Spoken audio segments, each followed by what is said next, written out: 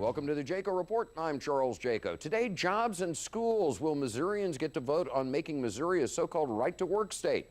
Right-to-work laws say a worker cannot be forced to join a labor union even if he or she works in a union shop.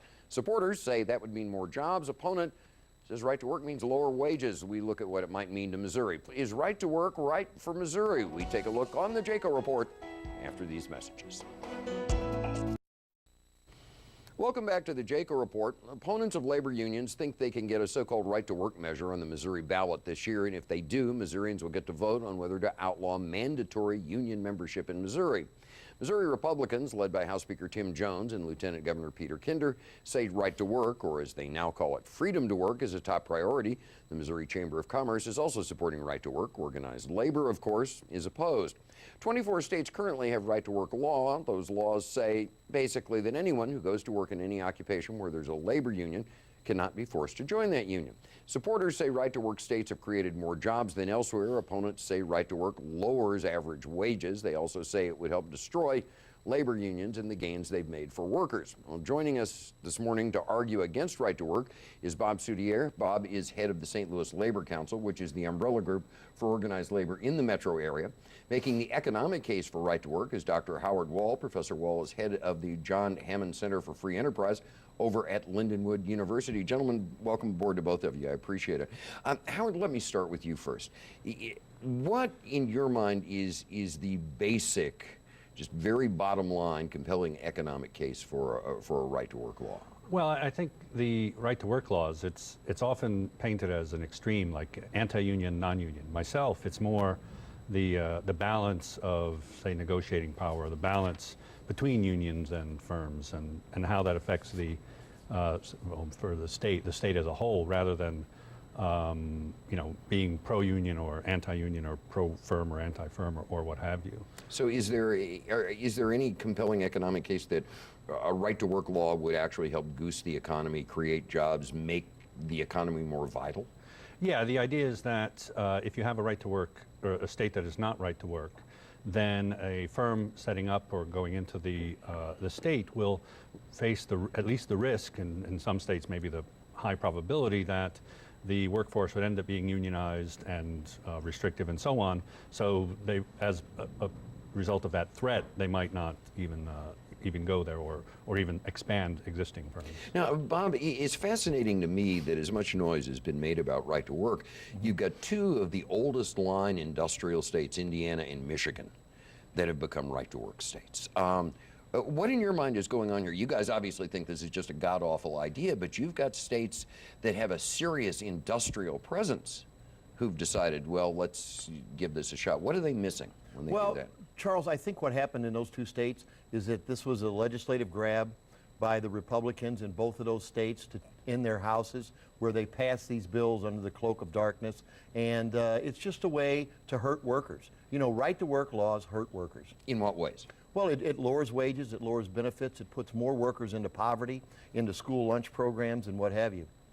Okay, Howard, we have heard figures from right-to-work supporters pointing to the job growth in right-to-work states. Does the literature show that actually you're getting greater than average job growth in right-to-work states than in other states? Well, as you'd expect, most of the evidence thrown out by both sides is hogwash. It's really overstating the case. And yes, right-to-work states have had faster job growth, but that's because of other reasons.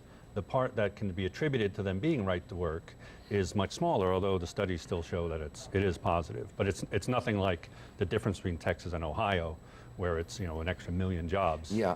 Well, you know, Charles, I think you're also talking about in right-to-work states where there's a smaller workforce.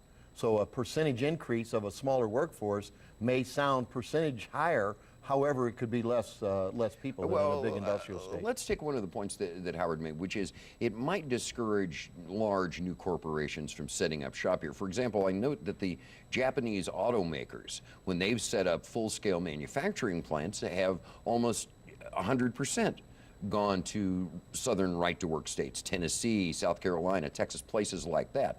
Is this telling us something, that right-to-work states can actually lure these jobs in? Well, when you talk about right-to-work states, what they're doing is tax incentives to these employers for them to come there.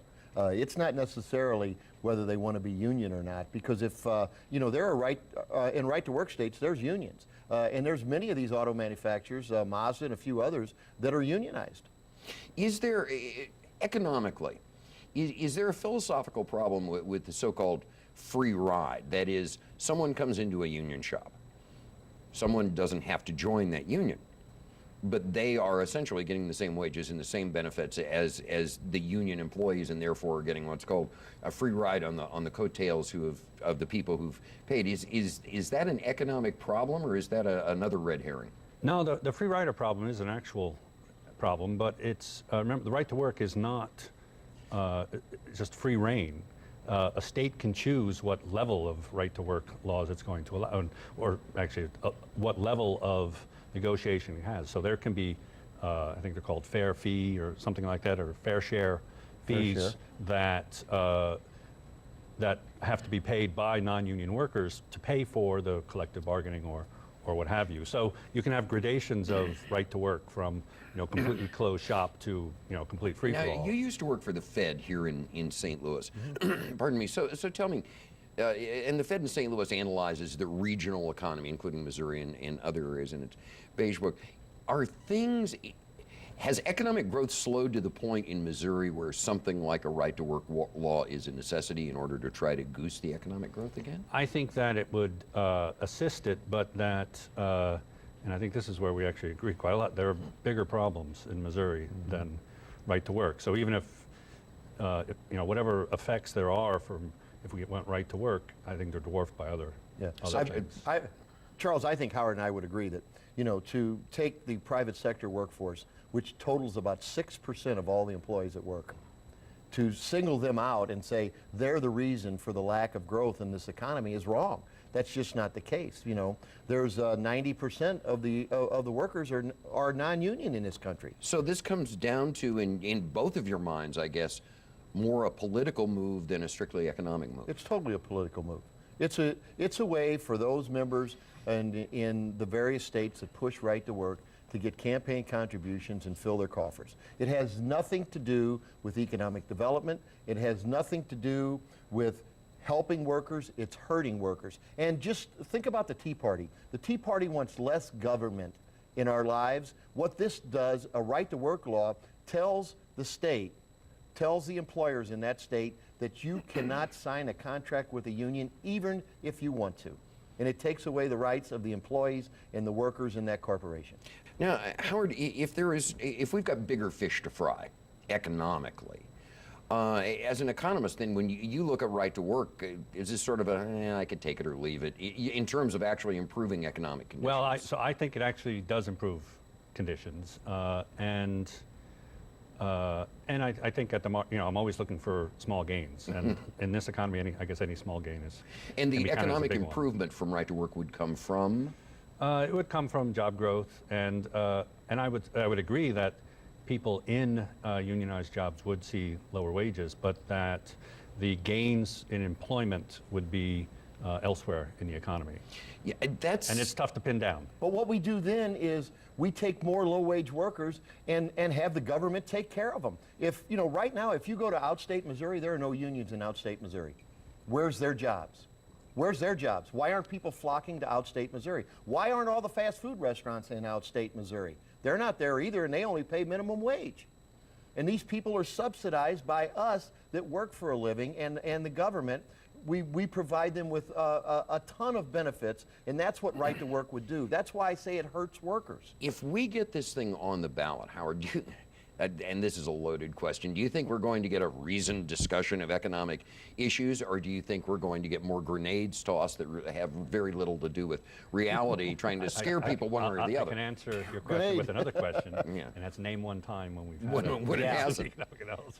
Well, you know, one time, it was most recently during this special session in December, when Boeing was talking about bringing, 8,000 jobs here. We, for the first time in this state, had both government, labor, union, non-union, the chambers of commerce, the legislators on both sides, the mayors, the councilmen, whomever, saying, all doing one thing and saying, let's bring Boeing here, and look what we did. We gave Boeing a heck of an opportunity, and that's what we can do when we work together. Yeah, Howard, final question for you. If you were sort of the czar of Jefferson City and you said, okay, economically, there's something we've got to work on. If it's not right to work, if we do have bigger fish to fry, what is it? Where should the state be looking in terms of economic policy to try to improve the economy? Education, and that's it. Pure and simple. In other words, more money for education. Productivity, well, not necessarily more money for education, maybe reallocating the money. Reforming education. A lot of reforms. Obviously, we have some failing school districts. And even school districts aren't failing, they're turning out And Howard, I very think you bad. would agree that employers are looking for a skilled workforce, a highly educated, skilled workforce. If you want people to earn high wages, then they have to be productive. Well, it's a good thing our next segment is about education so we can segue gracefully. Howard, well, Howard, thank you for coming in, my friend. Thanks. I'm Thanks, sitting here, Charles. Bob. A pleasure Howard, as thank you. always.